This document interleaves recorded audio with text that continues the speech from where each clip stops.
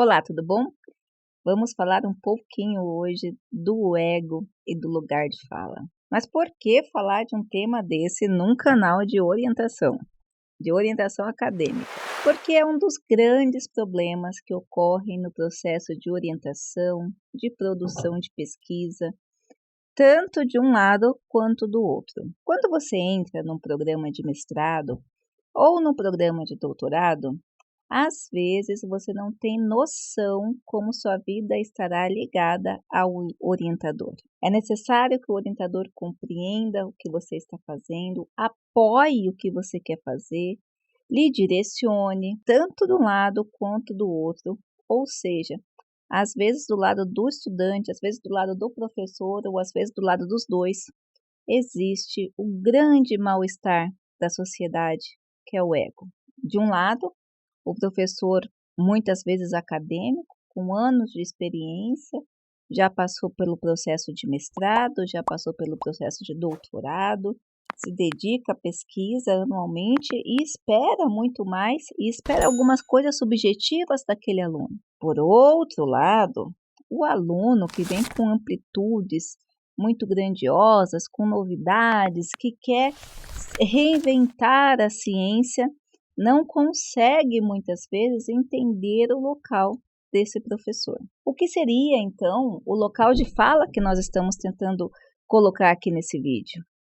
É o lugar da onde emergem os sujeitos. De um lado, nós temos um sujeito com pontos de vistas embasados, por mais que muitas vezes pareçam deturpados para o outro lado, ainda assim são pontos de vistas que têm um porquê de existência.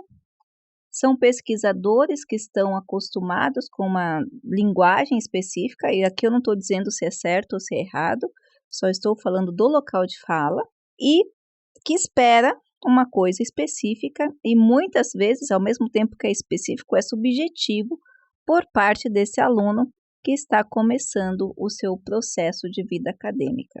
Muitas vezes, esse professor ainda não consegue alcançar ou enxergar na trajetória desse aluno muita contribuição, porque ele tem aquele local de fala dele. E muitas vezes o interesse desse aluno para esse professor também não interessa. Por outro lado, nós temos o aluno, que está se sentindo acuado, muitas vezes, porque ele começa a entender que se esse cara ou essa pessoa não assinar, ele não consegue nem qualificar. Às vezes, ele vai passar pelo dissabor, não sei se você sabe, mas no processo natural de um mestrado e doutorado, é necessário que você faça uma parte do trabalho, passe pelo processo de qualificação, que é onde uma banca com profissionais de fora vão fazer apontamentos, e depois, você concluindo o seu material, você vai passar pelo processo de defesa. O que tem acontecido nesse processo de ego, de local de fala, é que o aluno está com um prazo muito apertado, consegue qualificar o material e ele é reprovado. Ele consegue até ir para a qualificação, mas nesse processo ele pode ser reprovado. Ele tem pouco tempo para uma segunda chance, senão ele perde todo aquele lugar. Mas muitas vezes esse processo de falta de compreender o seu lugar de fala, o aluno às vezes se sente acuado, às vezes se sente menosprezado. Às vezes vai começar a desenvolver pelo orientador um sentimento negativo muito forte, ao invés dele tentar alcançar aquele lugar e buscar um meio termo. Em nenhum processo da vida relacional é bom que você tente fazer 100% o que o outro, ao ponto que você perca a sua personalidade. Mas também não é bom que você tenha um ego tão grande ao ponto que você não consiga entender. Às vezes, é necessário que você enxergue muito mais além. Quando o aluno chega e com reclamações com relação à sua relação com o orientador, ou até mesmo com algumas questões que acontecem, a primeira coisa que eu pergunto, você já olhou, você já tentou conversar, viu os seus interesses, viu se bate com ele? Você já viu a linha de pesquisa que ele segue, as últimas dissertações que ele ou ela defenderam ou estiveram numa banca, ou fizeram apontamentos? Ah, não, nunca pensei nisso, porque o ego e o local de fala nesse lugar não estão sendo explorados. Veja bem, ego e local de fala. Se os dois lados têm ego muito inflado e tem local de fala muito diferenciados, certamente essa relação vai dar problema. E quando você está cursando o mestrado ou cursando o doutorado, você é o lado mais fraco. É certamente você que irá ficar com a corda que estourou nas mãos, porque o professor ele tem local de fala. Ele já passou por essa trajetória, ele conseguiu passar por essa trajetória. O processo de mestrado e doutorado, ele pode ser extremamente prazeroso, mas também pode ser extremamente complicado. Vai depender de como você leva a situação, de como você trabalha com o seu ego. Eu falo que o exercício da ciência, se você souber executá-lo, ele vai trabalhar com o seu ego de uma tal forma que você só vai se enriquecer. Por isso que os alunos reclamam tanto que alguns professores são tão subjetivos. Não é só porque eles querem impulsionar o aluno a pensar.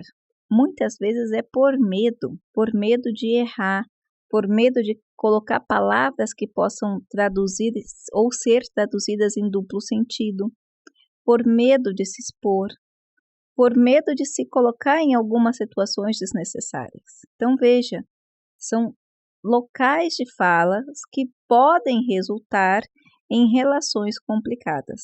Às vezes, o problema do aluno não é o relacionamento com o orientador, mas às vezes ele está num lugar que ele se perde no ego na questão de achar que ele não precisa aprender e seguir certos caminhos. E aí ele consegue, e ele faz isso por ele mesmo.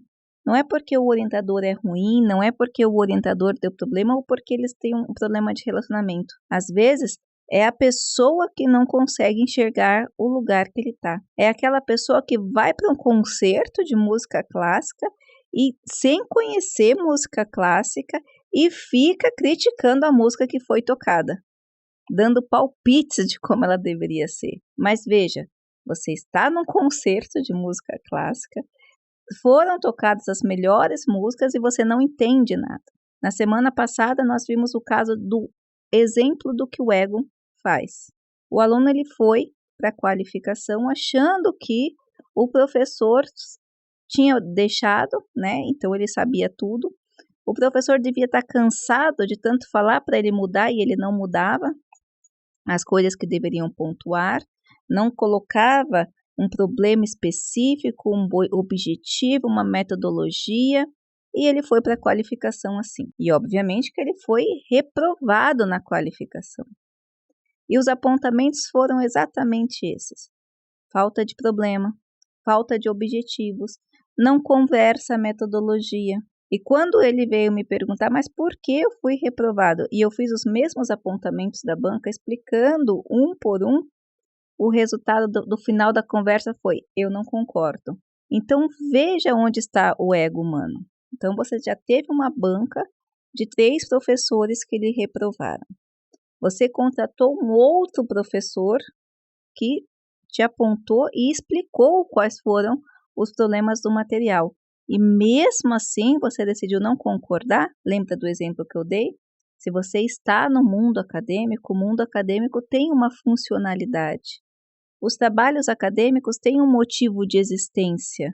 Quando o professor faz um apontamento, tem um motivo de ser, tem uma razão de ser. E não tem segredo. O segredo é entender a música que está sendo tocada e tocar de acordo. O discente, o local de fala do discente, não permite que ele, nesse momento, trave uma batalha. Ele não tem conhecimento, ele quer uma briga que ainda não é dele. Posteriormente será, mas ainda não é dele. Então, esse ego, como eu falei, nem sempre está num mau relacionamento com o orientador ou por algumas outras questões institucionais.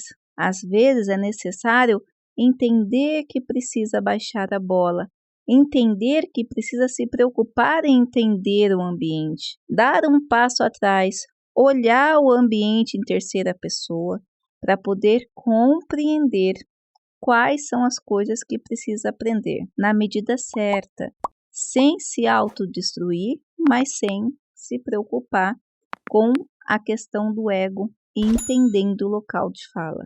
A academia, se você souber trabalhar, o mundo intelectual, se você souber trabalhar, ele é extremamente prazeroso.